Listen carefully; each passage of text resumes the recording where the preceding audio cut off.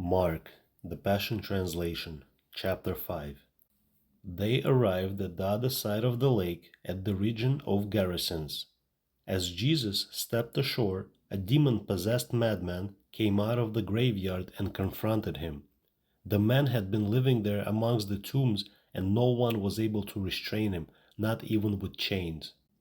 For every time they attempted to chain his hands and feet with shackles, he would snap the chains and break the shackles in pieces. He was so strong that no one had the power to subdue him.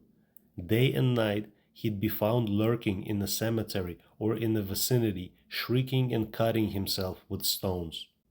When he saw Jesus from a distance, he ran to him and threw himself down before him, shouting at the top of his lungs, "Leave me alone, Jesus, the Son of the Most High God. Swear in God's name that you won't torture me." For Jesus had already said to him, "Come out of that man, you demon spirit." Jesus said to him, "What is your name?" "Mob," he answered. "They call me Mob because there is thousands of us in this body." He begged Jesus repeatedly not to expel them out of the region. Nearby there was a large herd of pigs feeding at the hillside. The demons begged him, "Send us into the pigs, let us enter them." So Jesus gave them permission, and the demons' horde immediately came out of the man and went into the pigs. This caused the herd to rush madly down the steep slope and fall into the lake, drowning about 2,000 pigs.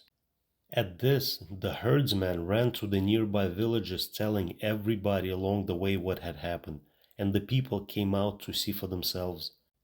When they found Jesus, they saw the demonized man sitting there properly clothed and in his right mind.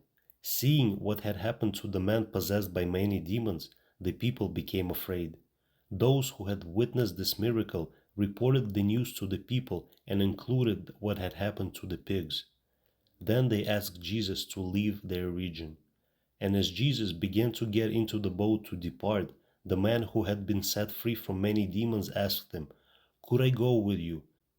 Jesus answered, "No," but said to him, "Go back to your home, to your family, and tell them what the Lord has done for you. Tell them how he had mercy on you." So the man left and went into the region of Jordan and parts of Syria to tell everyone he met about Jesus and what he had done for him, and all the people marveled. After Jesus returned from across the lake, a huge crowd of people quickly gathered around him in the shoreline. Just then, a man saw that it was Jesus, so he pushed through the crowd and threw himself down at his feet. His name was Jairus, a Jewish official who was in charge of the synagogue. He pleaded with Jesus, saying over and over, "Please come with me. My little daughter is at the point of death, and she's only 12 years old. Come and lay your hands on her and heal her, and she will live." Immediately, Jesus went with him, and the huge crowd followed, pressing in on him from all sides. Now in the crowd that day there was a woman who has suffered horribly from continual bleeding for 12 years. She had endured a great deal under the care of various doctors, yet in spite of spending all that she had on her treatments, she was getting worse instead of better.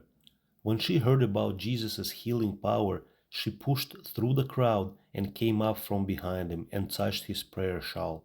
For she kept saying to herself, "If I could touch even his clothes, I'll know I'll be healed." As soon as her hand touched him, her bleeding immediately stopped. She knew it, for she could feel her body instantly being healed of her disease. Jesus knew at once that someone had touched him, for he felt the power that always surged around him had passed through him for someone to be healed. He turned and spoke to the crowd, saying, "Who touched my clothes?" His disciples answered, "What do you mean, who touched you? Look at this huge crowd, they're all pressing up against you." But Jesus' eyes swept across the crowd, looking for the one who had touched him for healing.